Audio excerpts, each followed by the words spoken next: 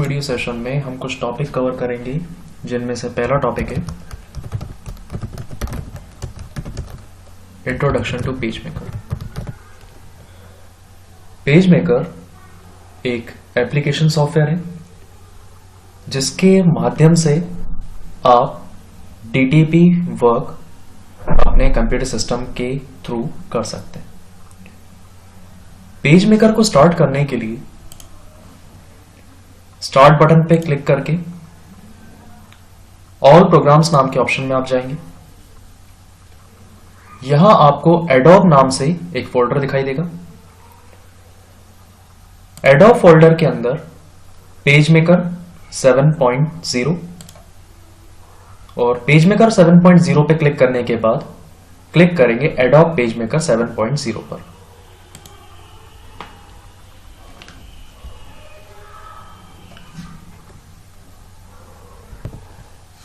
Page maker के icon पे click करने के बाद पेज मेकर की विंडो ओपन होगी, जिनमें शुरुआत में आपको एक डायलॉग बॉक्स दिखाई देगा टेम्पलेट्स के नाम से। अभी आप इसको चाहें तो बंद कर सकते हैं।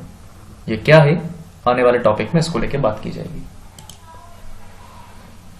यहां पर आपको लेफ्ट हैंड साइड पे एक टूल बॉक्स दिखाई देगा, जिसके अंदर कुछ टूल्स हैं, कुछ पिक्चर्स की फ्लोटिंग विंडो है, कुछ स्टाइल्स की फ्लोटिंग विंडो है। इनका इस्तेमाल कैसे करना है, कब करना है, इसको लेकर टॉपिक में बात की जाएगी। सबसे पहले पेज मेकर में वर्किंग एरिया होता है पेज, जिसे लाने के लिए फाइल मेन्यू में क्लिक करके सबसे पहला ऑप्शन न्यू ऑप्शन को सिलेक्ट करेंगे।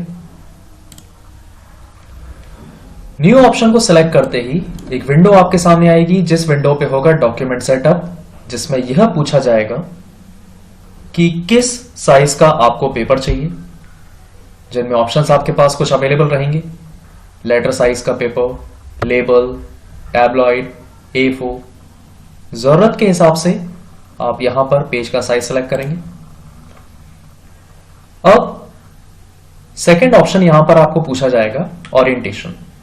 ओरिएंटेशन टॉल या वाइड, जो भी आप लेना चाहें, जरूरत के हिसाब से वो ले सकते हैं। एक बात, जो पेपर का आप साइज यहां से लेंगे उसका डायमेंशन यानी कि उसकी लंबान व चौड़ान इंचेस में आपको यहां दिखाई देगी।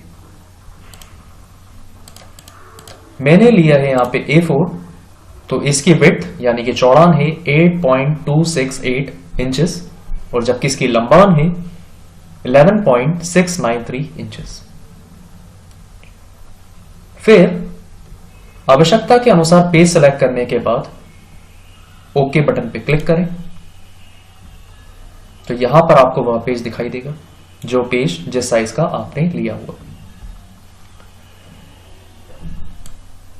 ऊपर दिए जाने वाले option file, edit, layout, type, element, utilities, view, edit, यह कहलाते हैं मेन्यू बार, जो कि पिछले सेमेस्टर पीसी पैकेज में हमने एप्लीकेशन सॉफ्टवेयर इस्तेमाल करे थे, MS Word, Excel, power point.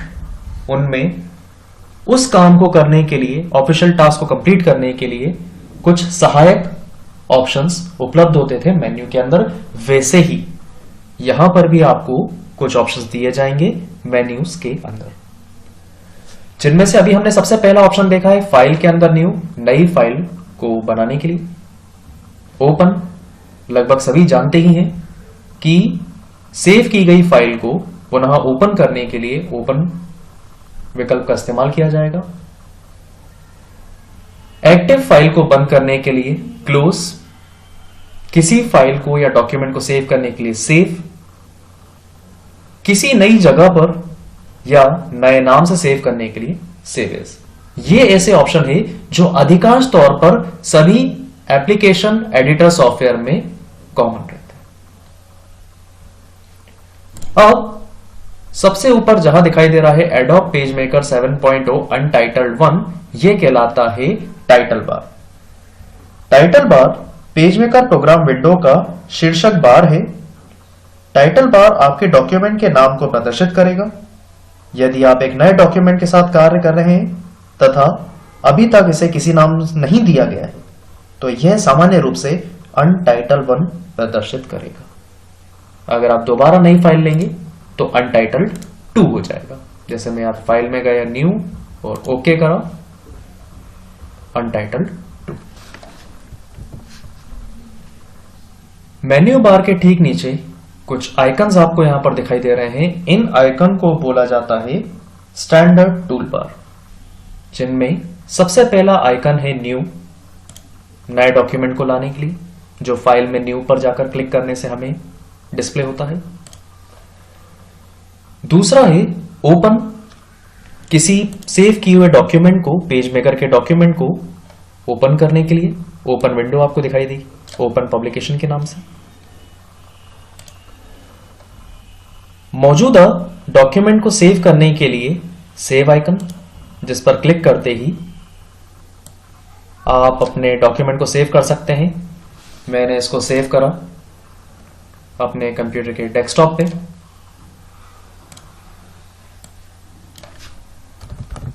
Demo के नाम से सेव।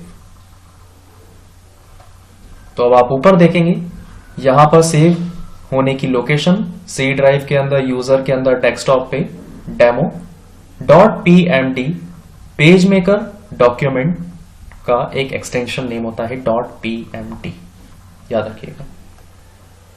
फोर्थ आइकन है इसके बाद प्रिंट, जो भी डॉक्यूमेंट आपने तैयार किया हो उसका प्रिंट आउट निकालने के लिए, हार्ड कॉपी में उसको प्रिंट करने के लिए प्रिंट विकल्प का इस्तेमाल किया जाता है, जिस पर क्लिक करते ही आपके सामने प्रिंट विंडो आएगी।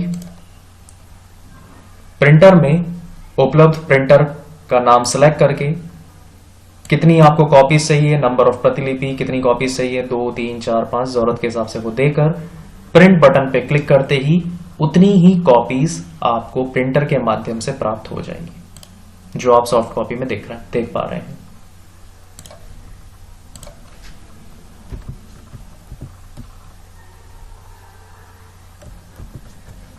अब हम लोग बात करने जा रहे हैं टूल बॉक्स की, जिसमें कुछ टूल्स आपके पास अवेलेबल होंगे, जिनमें से बीच में से मैं आपको एक एक करके सारे बताऊंगा।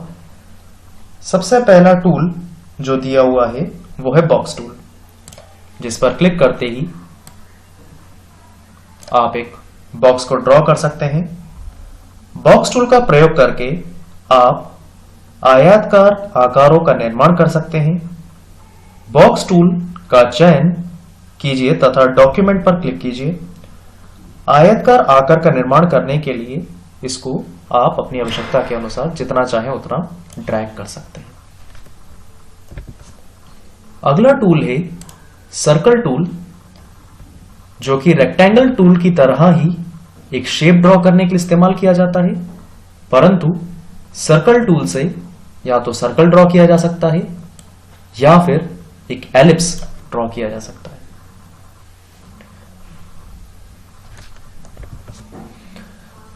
तीसरा टूल है इसके बाद पॉलीगन टूल, जिसमें रेक्टेंगल की तरह 4 कॉर्नर से ज्यादा कॉर्नर्स वाले शेप को बनाया जा सकता है, जिसमें बाय डिफॉल्ट 6 कॉर्नर्स हैं, लेकिन जरूरत के हिसाब से आप उनके कॉर्नर्स की संख्या को बढ़ा सकते हैं, जिसके लिए एलिमेंट मेन्यू में ऑप्शन दिया जाएगा पॉलीगन सेटिंग। पॉलीगन सेटिंग पर क्लिक करते ही आपको एक छोटा सा विंडो डायलॉग बॉक्स दिखाई देगा पॉलीगन सेटिंग के नाम से, जिसमें सबसे पहला ऑप्शन रहेगा नंबर ऑफ साइड्स। जरूरत के हिसाब से, जैसे मैंने कहा मुझे 10 साइड्स चाहिए, 10 कॉर्नर्स चाहिए, क्लिक करते ही यहां पे 10 कॉर्नर्स हो जाएंगे, यानी कि जरूरत के आधार पर कॉर्नर्स की संख्या को बढ़ाया व घटाया जा सकता है। जो 3 शेप्स मैंने आपको बताए, सबसे पहला box tool, circle tool, polygon tool, उन्हीं शेप से मिलते जुलते सबसे पहला होता है रेक्टेंगल फ्रेम टूल। ये एक तरह का फ्रेम ड्रॉ करने के लिए इस्तेमाल किया जाता है, लेकिन इसकी खासियत यह है कि जितना बड़ा शेप आपने ड्रॉ करा है, ये उतने ही एरिया में केवल टेक्स्ट को कंटेन कर सकता है। शब्दों पे गौर करिएगा, जितना बड़ा शेप आपने ड्रॉ किया है उतने ही एरिया में यह केवल टेक्स्ट को कंटेन कर सकता है। टेक्स्ट लिखने के लिए टेक्स्ट टूल का इस्तेमाल किया जाएगा। तो यहां से मैं क्लिक करूंगा टेक्स्ट टूल पर और इसका साइज मैं थोड़ा सा बढ़ा देता हूं, 30। अब रेक्टेंगल फ्रेम टूल के अंदर क्लिक करके मैं जो कुछ भी टाइप करूंगा, this is the content which is only for the, अब जो भी मैं टाइप कर रहा हूं वो केवल उस रेक्टेंगल के अंदर ही आएगा, उसके बाहर बिल्कुल नहीं जाएगा।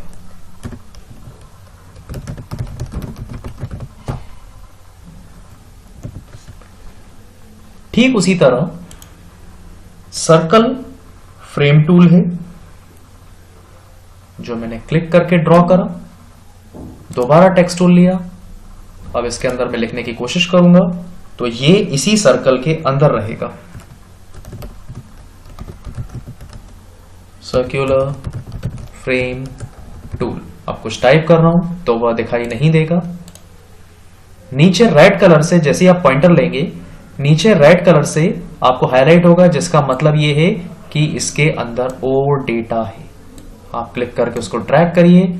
अगर उसका साइज बड़ा होता जाएगा तो अंदर दिखाई देने वाला कंटेक्स्ट भी आपको बराबर रूप से दिखाई देगा। अगला टूल है रोटेट टूल, जिसकी मदद से आप किसी भी ऑब्जेक्ट को मूव कर सकते हैं। मूव मतलब उसको रोटेट कर सकते हैं। तो किसी भी ऑब्जेक्ट पर क्लिक करें, पहले उसकी बॉर्डर पे, ताकि वो ऑब्जेक्ट सिलेक्ट हो जाए, फिर इसके बाद उसको मूव करना स्टार्ट करें। तो आप जरूरत के हिसाब से किसी भी ऑब्जेक्ट को घुमा सकते हैं।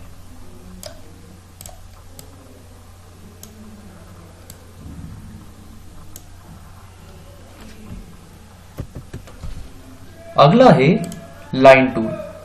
नाम से ही समझ में आ रहा है, एक स्ट्रेट लाइन ड्रॉ करने के लिए इस्तेमाल किया जाता है, जिस पे आप क्लिक करके अपनी आवश्यकता के अनुसार जैसी चाहे वैसी लाइन ड्रॉ कर सकते हैं।